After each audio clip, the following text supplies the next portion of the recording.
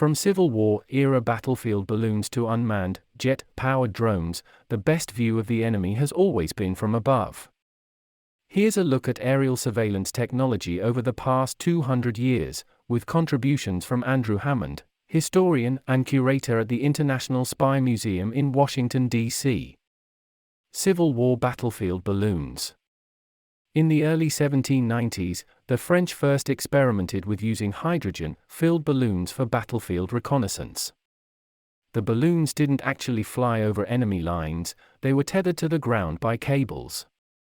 The baskets held two soldiers, one manning a telescope and the other signaling observations to the ground with flags.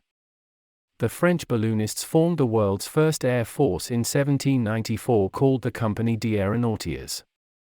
Before that, the only way to get a sense of your enemy's position was by sending in cavalry reconnaissance, says Hammond. Up in a balloon, you could see maybe 50 miles on a clear day. It gave you tremendous advantages to see your enemy from that height.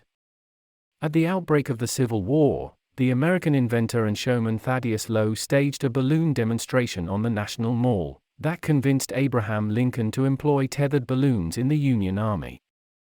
The largest Union reconnaissance balloon, the Intrepid, could carry 5 people, including a telegraph operator to relay information about Confederate positions. Aerial surveillance photos from a kite. In the 1880s, a British meteorologist named Douglas Archibald experimented with large canvas kites for studying wind velocity.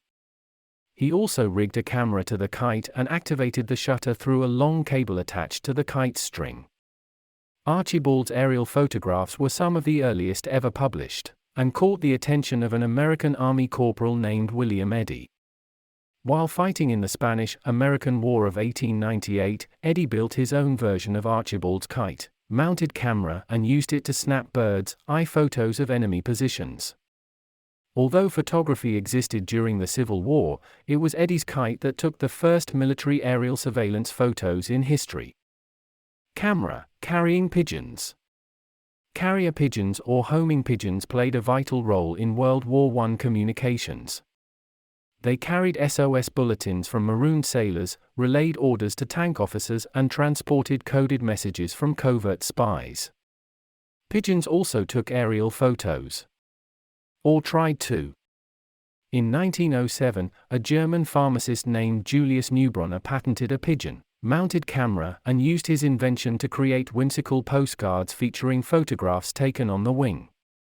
In World War I, the German army experimented with avian photographers, which were more discreet than spy planes. They literally strapped a camera to pigeons and would send them up over the trenches in France, says Hammond, but the photos were blurry and too difficult to interpret. The history of intelligence and espionage is filled with many more attempts that failed than ones that worked. The CIA also conducted tests of a lightweight pigeon camera to snap close-range surveillance photos of targets, but the birds proved too hard to control. Kodak designs cameras for first spy planes. Airplanes first went to war during World War I, but before those early aircraft were outfitted as fighters and bombers, they were used for reconnaissance. The two-seater planes carried a pilot and an observer, who sketched the layout of enemy troops with the help of binoculars. Then came cameras. The Eastman Kodak Company in America designed some of the first aerial cameras to be hard, mounted on the side of British-made de Havilland DH-4 aircraft. Other World War I cameras could snap photos through a hole in the cockpit floor. At its headquarters in Rochester, Kodak ran the U.S. Aerial Photography School, an intensive training program for American soldiers tasked with developing surveillance photos under battlefield conditions. By World War II, surveillance planes started carrying a portable onboard darkroom for developing and analyzing aerial photos in near real time.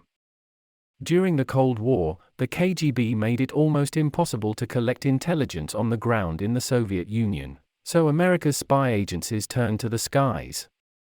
Necessity is the mother of invention, says Hammond. That's why you get the development of the U-2, which could fly at 70,000 feet, more than twice the cruising altitude of today's commercial jets. The U-2 was equipped with a Hikon 73B camera, capable of capturing details as small as 2.5 feet wide from dizzyingly high altitudes. In 1962, a U-2 captured images of Soviet nukes in Cuba, sparking the Cuban Missile Crisis. The first surveillance satellites. For the US and the Soviet Union, the space race was about more than being the first to reach the moon. The nation's intelligence agencies were also racing to get the first spy satellites in orbit. Satellites are commercial now, but back then they were mainly for defense and military purposes, says Hammond. In the late 1950s, the US Air Force launched a program called Discoverer dedicated to collecting scientific data with satellites. At least that was the cover story.